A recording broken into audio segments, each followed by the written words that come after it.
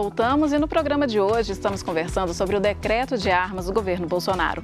Participe com a gente pelo WhatsApp 31 99642 8473. A gente vai dar sequência à pergunta do Juan, do bairro Nazaré, daqui de Belo Horizonte. Ele fez uma pergunta no bloco anterior e eu interrompi o Rodrigo no final da resposta. Rodrigo, quer complementar? Sim, apenas para... Eu não lembro exatamente onde eu parei. O fato é, em brevíssima, a história da criança. Recapitulando, o assaltante entrou, envolveu a criança com fio de telefone, tacou álcool nessa criança e falou que ia botar fogo na frente dos pais. Eu pergunto, essa situação é proporcional? Essa situação causa dano irreparável? Foi aí que eu parei, eu acho, se eu não estiver enganado. Será que é admissível essa situação? Eu entendo que não, tá? Meu posicionamento, aí é meu. Por que eu entendo que não? Porque as pessoas têm que respeitar. Acima de tudo, tem que ter o quê?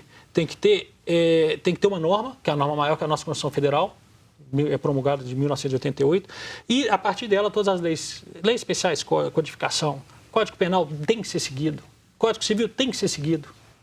Aristóteles já falava que as pessoas têm que ser, o ser humano tem necessidade de se relacionar. A partir do momento que as pessoas se relacionam, tem que ter o quê? Organização, para não virar desordem.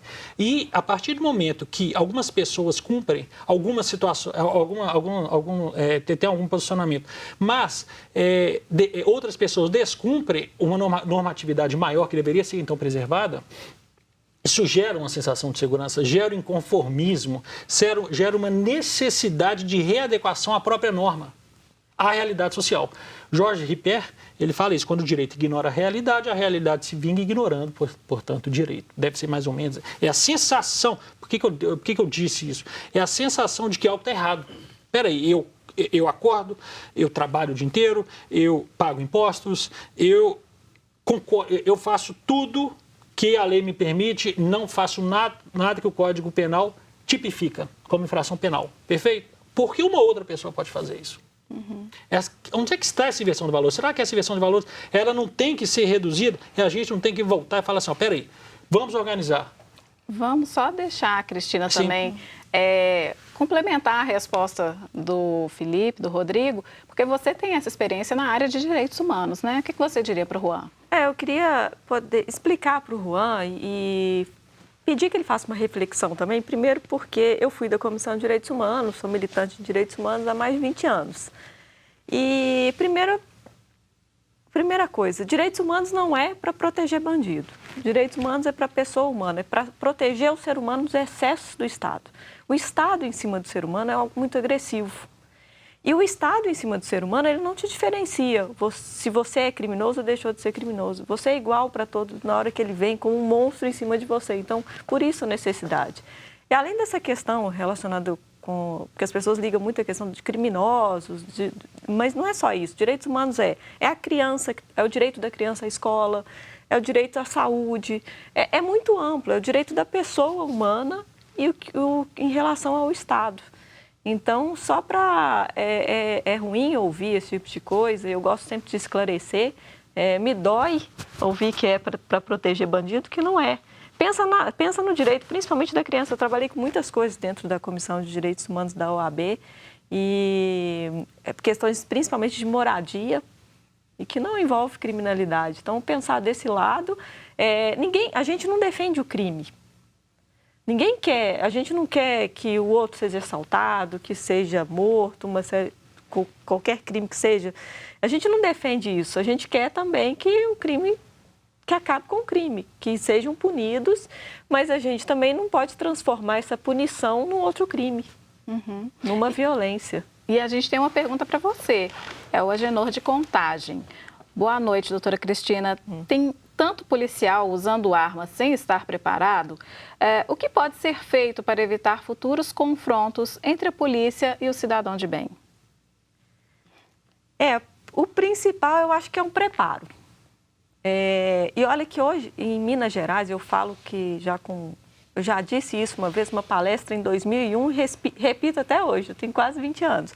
A Polícia Militar de Minas Gerais é a melhor polícia do país. A gente sabendo, se você tem um policial, você está num ponto de ônibus, num lugar, Se você tem um policial, você vai ficar perto dele. Então, a gente tem ainda essa sensação da Polícia Militar de Minas, coisas que em outros estados você não tem, essa sensação de segurança. Mas ainda tem uma agressividade muito grande.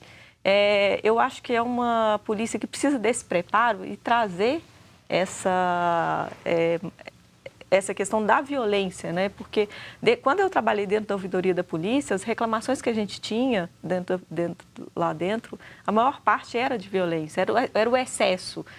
Você já está com a pessoa dominada e vai dar um tapa, ou tem a questão das torturas. E isso não é uma coisa isolada. A gente tem questões, inclusive, em ocupações, né, que nós acompanhamos com a Comissão de Direitos Humanos, que aí vem com uma agressividade. E, às vezes, crianças. Nós tivemos o caso da Gabi, que é uma menina de 14 anos que levou um tiro de borracha, machucou a boca. Era necessário. Então, eu acho que é preparo. A resposta que eu tenho para ele. E Rodrigo, quer completar? Sim, eu gostaria de pontuar uma situação seguinte. Eu reitero aí, o dito pela colega. Eu acho que a Polícia Militar do Estado de Minas Gerais ela é referência assim, no Brasil. Eu acho que o Estado de Minas Gerais está do jeito que está hoje, que a gente tem uma certa sensação de segurança, sim, por causa do bom trabalho realizado. Através dessa segurança preventiva, da honestidade dos policiais, do comprometimento deles. E tanto o governo anterior, os dois, tanto o PT quanto do Anastácio, os anteriores, investiu muito na Polícia Militar. E é um grande feito, inclusive, isso. Mas eu acho que falta investimento na Polícia Civil agora, para acabar com essa questão, investigar igual os casos de homicídio, somente 5% dos casos que se consegue apurar a autoria. Só concluindo. Eu queria... Sim. Pode continuar. Só concluindo, a polícia, eu comecei falando, a questão da Polícia Militar, fazer um grande trabalho, eu entendo que desempenha um grande trabalho, sim, talvez a Polícia Civil falte um pouco de recursos, porque são muitos inquéritos, e são poucos os que eles realmente conseguem finalizar. O fato é o seguinte, o que eu percebo é que em uma abordagem, a pessoa ela deve ouvir a voz da autoridade policial. Às vezes o policial fala assim, deixa eu te revistar, vamos revistar, para quê? Para fazer um serviço preventivo. Então a pessoa, qual que é o nome dessa pessoa? Agenor. O Agenor perguntou, como é que a gente vai fazer para evitar o embate? O que eu percebo é que deve-se facilitar o trabalho de uma autoridade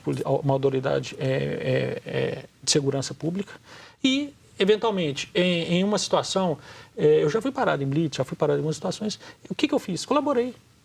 Porque aí sim você sabe que o serviço vai ser bem feito. O problema é quando há uma resistência injustificada, que aí sim eu acho que o embate é criado. Sim.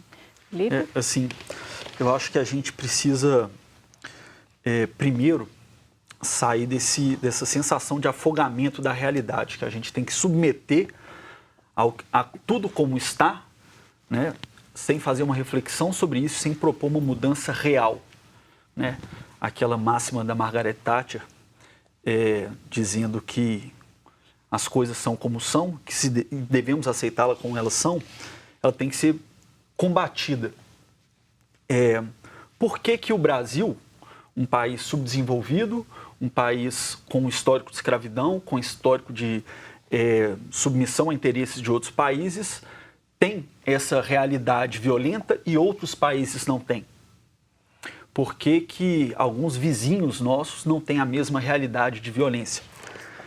A gente não pode se render a isso para simplesmente ficar falando, não, tem que atirar, o Estado serve para defender bandido. Gente, até discordando aqui claramente do que o colega falou, olha só, ele falou da tipificação e do lugar da lei da Justiça do Trabalho. Tem um documentário interessantíssimo que se chama Carne e Osso, que mostra a realidade de trabalhadores no interior do Brasil, né, que trabalham em empresas de frigoríficos, né? Ou seja, onde a lei passa longe, a lei não garante o direito do trabalhador. Um dos relatos é de uma mulher que perde o movimento no braço de tanto ter que ficar cortando frango. E o Estado ali, ele não está organizado para defender um ladrão, está organizado para defender o dono daquela empresa. Assim como hoje o Estado está organizado para defender o dono da Vale, que é claramente uma defesa que está sendo feita a ele até agora. E, inclusive, uma defesa da própria Vale. Não é por um acaso que o governador anterior, né, o Pimentel, ao chegar a um espaço onde teve um crime, ele foi falar na sede da empresa. Então, assim, a gente também não pode se deixar levar por uma ilusão de que basta ser cordial com o policial que vai haver cordialidade de volta. A gente pode lembrar que, recentemente, um músico foi alvejado por 80 tiros durante uma abordagem policial. Eu acho que ele não teve tempo de ser, talvez seja isso, né? Ele não teve tempo de ser cordial ou de atender corretamente ao desejo, na verdade. Na verdade, você não pode falar. A gente, nós somos brancos, a gente não sabe qual que é a realidade do que a pessoa que é negra, né, passa. E aí você não pode falar nada, você tem que ir ali, abaixar a cabeça e... agora, recente, eu estava na farmácia, tem vários estacionamentos, a pessoa passou e pediu para o policial tirar o carro da frente, porque ele parou no meio. Aí o policial começou a gritar com ele, tirou a arma, foi dentro da farmácia. Então, assim, não é só ser cordial, eu acho que é necessário o preparo. Sim. O preparo, para que ele também respeite. A última vez que eu fui parada na Blitz, eu recebi uma cantada. Eu não gostei. E só que aí o que eu fiz? Eu vou ficar quieta, não vou responder. Mas eu gostaria de ter respondido. Só que ele tinha uma arma. Mas deveria ter. Mas aí eu não sei qual seria a reação dele. Aí é que a gente até se perdeu aqui um pouco do assunto. Isso, mudamos o foco. Mas a gente vai para o intervalo, daqui a pouquinho a gente volta. E eu espero, a gente vai para o intervalo e na volta a gente continua esse debate. Fica aqui com a gente.